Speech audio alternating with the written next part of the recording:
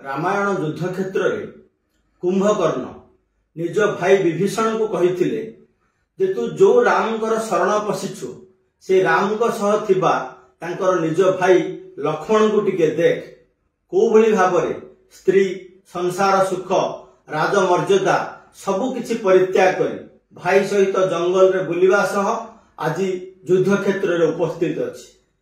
अमर पट्टनायक चाहिथिले से विजु जनता दल परित्याग करिबारे कौनसी असुविधा नाही, यह तांकर निजस्व निष्पत्ति।